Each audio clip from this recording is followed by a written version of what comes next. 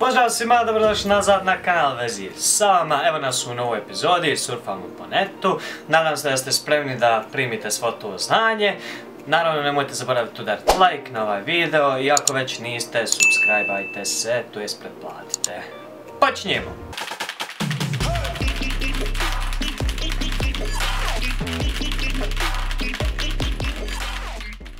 Postoje najmanje 3 knjige u Harvardskoj biblioteci, čije su korce od ljudske kože. Najveća špilja na svijetu je Som Dong u Vijetnamu. Ona mjeri dubinu od skoro 9 km. Toliko je velika da ima svoje oblake i svoju šumu. Njen plafon je toliko visok da možete napraviti kompletnu zgradu od 40 spratova.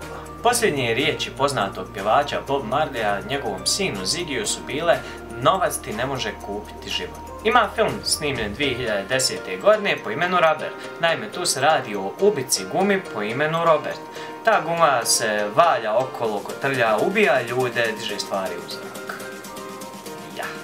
1913. godine, kada je prvi put u Americi uvedeno slanje paketa, bilo je legalno slati djecu ako vagaju ispod 20 kg. Ljudi su izmislili budilicu po imenu Kloki, koja ima jedan par točkića i ako ne ustanete na vrijeme, ona bježi od vas i sakriva se. Na dobri petak 1930. godine BBC News je najavio da nema vijesti i zatim su pustili da u pozadini svira klavijatura. Moderne pojase u automobila je izmislila kompanija Volvo.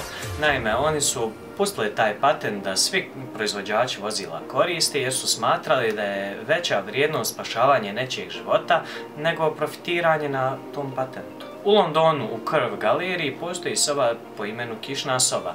U toj sobi pada kiša konstantno i korištenjem senzora kiša pada svugdje osim na vas. U Australiji, u Grokosaurus Cove akvarijumu, imate popularnu turističku atrakciju po imenu Kave smrti, u kojem idete lice u lice sa krokodilima. U kasnim 1990. godinama BMW je morao povući sve svoje navigacije iz auta. Naime, razlog je bio zato što muški vozači nisu htjeli slušati da im žensko govori gdje trebaju ići.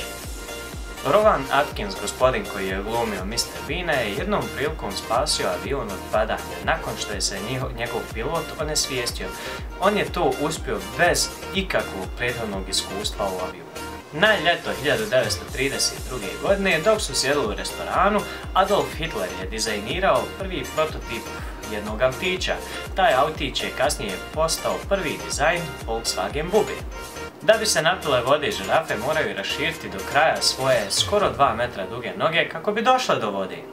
Kada je Charles Darwin prvi put vidio ogromne kornjače na Galapagos otocima, on ih je probao i jahat.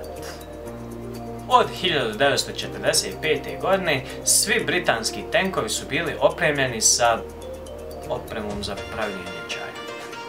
Zaljubljivanjem dobijate istu količinu naduvanosti, kako se već to zove, kao i kad koristite kokain.